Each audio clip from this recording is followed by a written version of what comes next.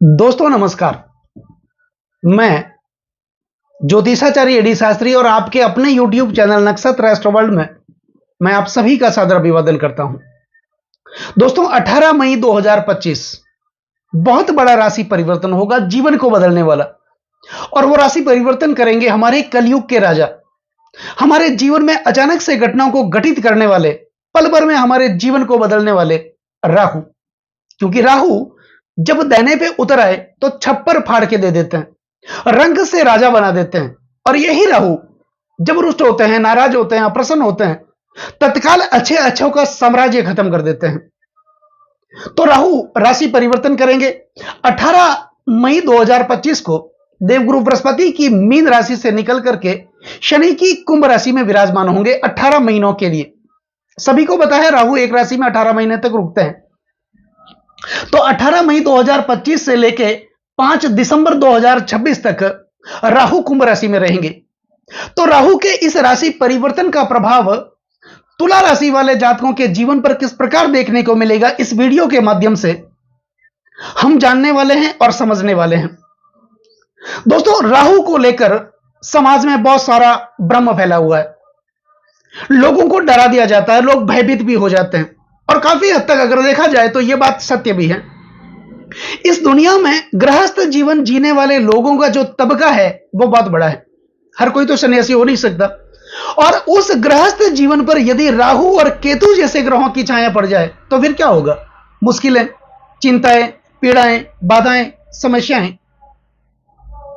क्योंकि राहु एक ऐसे ग्रह हैं जिनको शैडो प्लैनेट कहा जाता है। ये रहस्यमय ग्रह हैं और ये जब मुसीबतें लेकर के आते हैं तो खोज खोज करके लेकर के आते हैं, क्योंकि ये खोजी प्रवृत्ति के ग्रह हैं।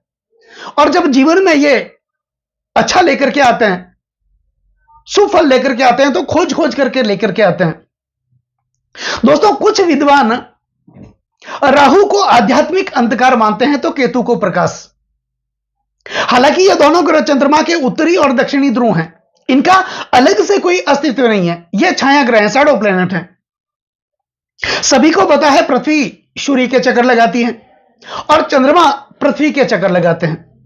जहां ये दोनों ग्रह सूर्य और चंद्रमा एक दूसरे को काटते हैं, उस कटान बिंदु के भाग को ही राहु और केतु कहा जाता है, जिसके उत्तरी संपात को केतु कहा जाता है और दक्षिणी संपात को राहु कहा जाता है।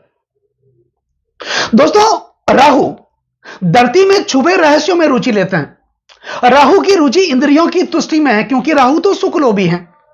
राहु को ऐसो आराम पसंद है, कम मेहनत में ज्यादा फायदा।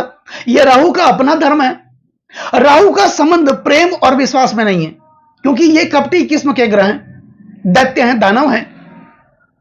दूसरा प्रपंच पूर्ण कार्य, छल कपट आडंबर, व्यर्थ के किले बनाना, हवाई किले बनाना, व्यर्थ का परिश्रम, यह सब राहु के अधिकार क्षेत्र में आता है। और राहु प्रधान व्यक्ति कभी किसी की गुलामी में कार्य नहीं करता, क्योंकि राहु हमेशा स्वतंत्र रहना चाहता है। किसी के अधीन रह करके ऐसा व्यक्ति कभी कोई कार्य नहीं करता।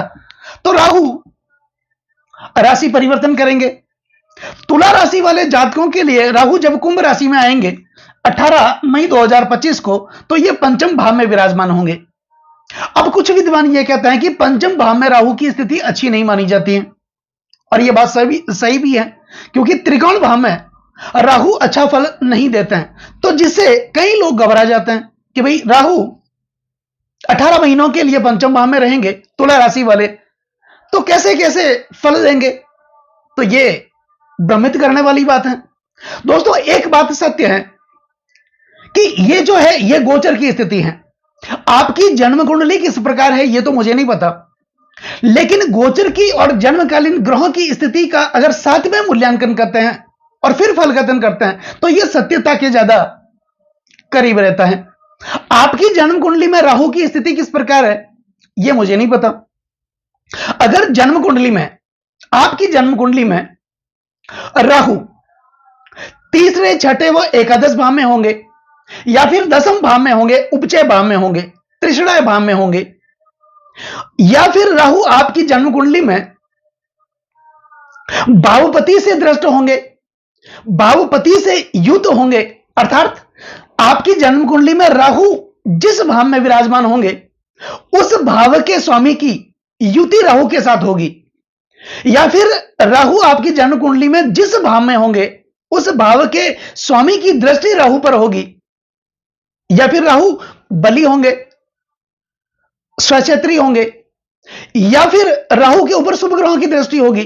तो फिर गोचर में राहु किसी भी भाव में होते हैं इतना अशुभ फल प्रदान ये नहीं करते हैं। लेकिन इसके विपरीत राहु आपकी जन्म कुंडली में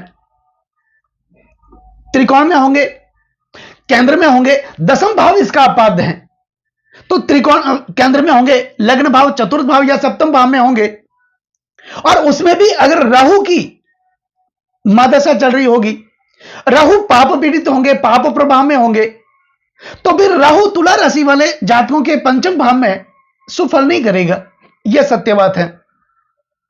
दूसरी बात की, जैसा कि मैंने बताया कि राहु आपकी जन्म कुंडली में भले ही वो पंचम भाव में आए हैं तुला राशि वालों के लिए, लेकिन आपकी जन्म कुंडली में भावपति से युक्त, भावपति से दृष्ट होंगे, तीसरे छठे या एकादश भाव में होंगे, दसम भाव में होंगे, या फिर राहु की ही महादशा चल रही होगी वर्तमान में, या फिर राहु के जो दल के ग्रह हैं, राहु के सदिश के ग्रह, उनकी महादशा चल रही होगी, तो फिर राहु आपके लिए इतना अशुभ फल प्रदान नहीं करेगा। तो यह देखना भी बहुत जरूरी है कि आपकी जन्म कुंडली में राहु की स्थिति किस प्रकार है। तो निश्चित तौर पर यह जो फलकथन है ये दोनों पर है, चंद्र राशि पर और लग्न राशि पर। जिनको अपना लग्न पता है वो तो इस राशिफल को अपनी लग्न राशि के अनुसार भी देख सकते हैं। तो राहु राशि परिवर्तन करके 18 मई 2025 को तुला राशि वाले जातकों के पंचम भाव में आएंगे। पंचम भाव विद्या, बुद्धि और संतान का भाव भी माना जाता है। तो यहां पर जब राहु आएंगे और राहु की स्थिति जन्म कुंडली में अच्छी होगी, राहु शुभ प्रभाव में होंगे, शुभ ग्रहों से दृष्ट होंगे, बली होंगे, त्रिषणा भाव में होंगे, उपचय भाव में होंगे, दसम भाव में होंगे, तो राहु आपके लिए अच्छा करने वाले होंगे, बहुत अच्छा करेंगे। क्या करेंगे? धन की वृद्धि करेंगे, आय की वृद्धि करेंगे, जो इनकम रुकी हुई थी इसको वापस एक बार अपने जीवन में लेकर के आएंगे। दूसरा बात, कौटुंबिक स्थिति को अच्छा करेंगे, भाइयों के साथ जो मतभेद बने हुए थे उसको दूर करेंगे, आर्थिक स्थिति को अच्छा करेंगे, धनागमन जो रुका हुआ था उसको एक बार फिर से बढ़ाएंगे, पदोन्नति देंगे, प्रमोशन देंगे, मान सम्मान देंगे, और नई नई डील होगी। अगर आप व्यापारी हैं, व्यापार करते हैं, तो कोई ना कोई बड़ी डील आपके साथ होगी, या फिर अगर आप नौकरी करते हैं तो कोई ना कोई बड़ा प्रोजेक्ट आपको मिलने वाला है, जिसके कारण आपकी आर्थिक स्थिति अच्छी होगी। जो लोग अविवाहित हैं उनके लिए विवाह के प्रस्ताव भी आएंगे। आपके अंदर वाणी कुशलता को बढ़ाएंगे, आप अपनी वाणी कुशलता के कारण अपना फंसा हुआ काम निकालने में माहिर भी होंगे। और जो लोग शिक्षा के क्षेत्र में आगे बढ़ना चाहते हैं या विदेश जाना चाहते हैं उच्च शिक्षा के लिए, उनके लिए भी अगर जन्म कुंडली में राहु की स्थिति जिस प्रकार मैंने आपको कहा है उस प्रकार होगी, और तुला राशि वाले जातकों के लिए राहु पंचम भाव में आएंगे, तो ये सब आपके लिए तो करेंगी, ये निश्चित है, राहु से घबराने की जरूरत नहीं है। लेकिन इसके विपरीत अगर देखें तो अगर आपकी जन्म कुंडली में राहु की स्थिति अच्छी नहीं होगी, यानी राहु आपकी जन्म कुंडली में चौथे, 8वें और 12वें भाव में होंगे, या फिर राहु पाप पीड़ित होंगे, पाप प्रभाव में होंगे, दुर्बल होंगे, और ये अगर आपके कुंडली में गोचर में पंचम भाव में आ रहे हैं, तो निश्चित तौर पर इसका अशुभ फल देखने को मिलेगा। तो कुछ उपाय करने की भी आवश्यकता होगी, जो कि वीडियो के अंत में मैं आपको बताऊंगा, तो वीडियो पर आप अंत तक बने रहें। तो इस प्रकार से राहु की स्थिति आपकी जन्म कुंडली में होगी, और वर्तमान में राहु की ही महादशा चल रही होगी। राहु पाप पीड़ित होंगे, पाप प्रभाव में होंगे, और राहु की महादशा चल रही होगी, या फिर राहु के जो अपोजिट ग्रह हैं उन ग्रहों की महादशा चल रही होगी। निश्चित तौर पर थोड़ा अशुभ फल राहु देने वाले होंगे। दोस्तों, ग्रहों के दो समुदाय होते हैं, एक समुदाय का नेता है सूर्य और एक समुदाय का नेता है शनि। अब सूर्य के सहयोगी ग्रह हैं चंद्र, मंगल और बृहस्पति, और शनि के सहयोगी ग्रह हैं राहु, केतु, शुक्र और बुध। अब जिस समुदाय का नेता लग्न का स्वामी होगा, तो यहां पर लग्न का स्वामी कौन है? लग्न का स्वामी है शुक्र। तो उस स्थिति में राहु पंचम भाव में आएंगे और आपकी जन्म कुंडली में भी राहु की स्थिति अच्छी होगी, तो निश्चित तौर पे यही राहु आपके जीवन में आपको मालामाल करने वाले होंगे, भाग्य का द्वार खोलने वाले होंगे। क्योंकि राहु कलयुग के राजा माने जाते हैं। ये जब देने लगते हैं तो छप्पर फाड़ के देते हैं। बिना सोचे समझे ही दे देते हैं, जातक को कम मेहनत में ज्यादा फायदा ये दिला देते हैं। तो इस स्थिति में ऐसा होगा। और राहु अगर अशुभ स्थिति में होंगे तो क्या होगा? इसमें एक चीज है, धन की हानि होगी, व्यर्थ का परिश्रम आप करेंगे। राहु मति भ्रम भी कर सकते हैं, क्योंकि राहु का काम है मति भ्रम करना। राहु एक भ्रम है, राहु एक धुआं है। मति भ्रम भी करेंगे, आप गलत फैसले लेंगे, जिसके कारण आर्थिक स्थिति आपकी खराब होगी।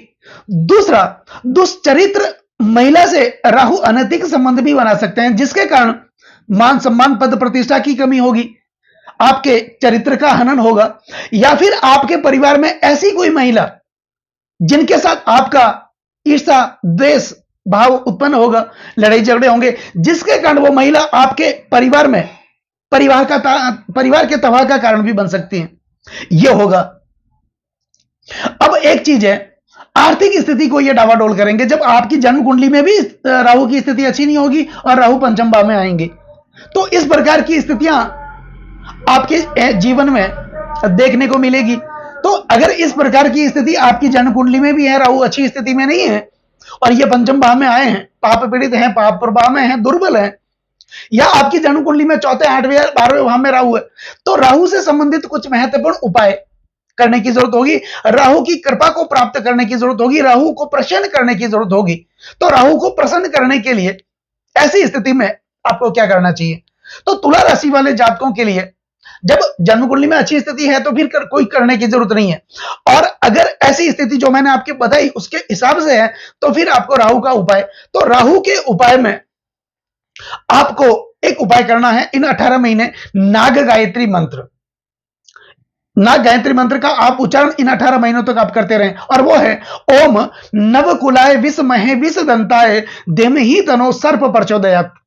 सभी को पता है नाग भगवान शिव के गले की शोभा होती है, और जन्म कुंडली में भी राहु और केतु के मध्य सभी ग्रह आ जाते हैं, तभी तो काल सर्प योग बनता है, क्योंकि राहु सर्प का प्रतिनिधित्व करता है। और जब नाग गायत्री मंत्र का उच्चारण करने से 18 महीने लगातार राहु के कुप्रभावों से आप बच सकते हैं।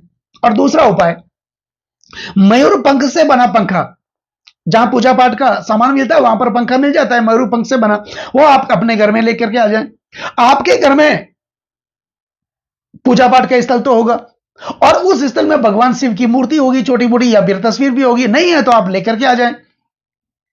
और वो मयूर पंख का पंखा आप लाकर के जब भी आप पूजा करते हैं, नित्य पूजा करते हैं, अलग से कोई करने की जरूरत नहीं है, नित्य पूजा करते हैं, उस समय भगवान की शिव की मूर्ति हो या तस्वीर हो, उस मयूर पंख से बने पंखे से आपको नियमित हवा देनी है, क्योंकि मोर क्या करता है, सर्प को खत्म कर देता है। तो यह करने से राहु के कुप्रभावों से भी आप बच सकते हैं, और राहु सर्प का प्रतिनिधित्व भी करता है, तो यह आपको करने की जरूरत होगी।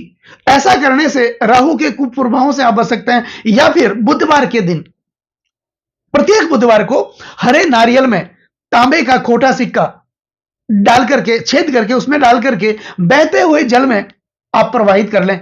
ऐसा उपाय करने से, या फिर जरूरतमंदों को, जो अपाहिज हैं, जरूरतमंद हैं, उनको आप काली कंबल का दान करें। तो ऐसा करने से राहु के कुप्रभावों से आप बच सकते हैं। तो दोस्तों, कैसा लगा ये वीडियो अगर आपको अच्छा लगा हो, मेरा समझाना आपको सार्थक लगा हो, समझाने का तरीका अगर आपको अच्छा लगा हो, तो इस वीडियो को आप आगे से आगे शेयर जरूर करें, बेल आइकन बटन को जरूर दबाएं, ताकि मेरे आने वाले और भी नए नए वीडियो के नोटिफिकेशन सीधे आप तक पहुंच जाएं। लाइक जरूर करें, कमेंट जरूर करें, और कमेंट में ओम नमः शिवाय, ओम राहवे नमः आप जरूर लिखें। तो दोस्तों, वीडियो को लाइक जरूर करें, कमेंट जरूर करें, क्योंकि एक लाइक, आपका एक लाइक और एक कमेंट मेरे अंदर बहुत ज्यादा आत्मविश्वास भर देता है। नमस्कार दोस्तों।